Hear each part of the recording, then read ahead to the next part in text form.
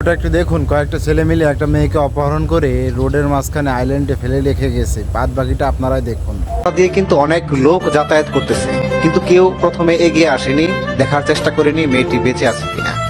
তারপর হঠাৎ একজন বাইকার তার বাইকটি থামিয়ে মেয়েটার দিকে এগিয়ে আসে এবং আশেপাশে যেসব লোক থাকে তাদেরকে সবাইকে ডাকে মেয়েটিকে ধরে নামানোর জন্য আইল্যান্ড থেকে। তারপর দেখুন সবাই আসে, আসার পর তারা প্রথমে বোঝার চেষ্টা করে মেয়েটি আসলে জীবিত নাকি মৃত। তারপর যখন তারা বুঝতে পারে যে মেয়েটি এখনো জীবিত আছে, এরপর দেখুন তারা মেয়েটিকে ধরে নিচে নামায়। মেয়েটিকে আইল্যান্ড থেকে নিচে নামানো হচ্ছে।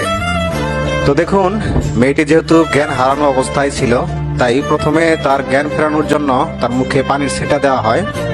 এতে মেয়েটা দেখুন মাথাটা এক পাশ থেকে আরেক পাশে ঘোরায়, কিন্তু পুরোপুরি জেগে ওঠে না, যার জন্য তার নাক চেপে ধরা হয় যাতে শ্বাসকষ্ট হওয়ার ফলে সে একদম সম্পূর্ণভাবে জেগে ওঠে।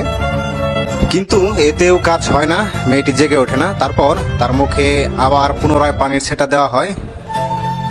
একটু বেশি করে পানি দেওয়ার ফলে দেখুন সে মেয়েটি জেগে ওঠে এবং তার কাছ থেকে পরবর্তীতে শোনা যায় গত রাতে কয়েকজন ছেলে আর কি তাকে এখানে এভাবে রেখে যায়। আমরা অনেক সময় মানুষের বিপদ দেখেও এগিয়ে যাই না। একটা কথা মনে রাখবেন, হয়তো আমার আপনার উসিলায় একটি জীবন বেঁচে যেতে পারে আজকের এই ভিডিওর মতো। ভিডিওটা একটু শেয়ার করে অন্যকে দেখার সুযোগ করে দেবেন প্লিজ।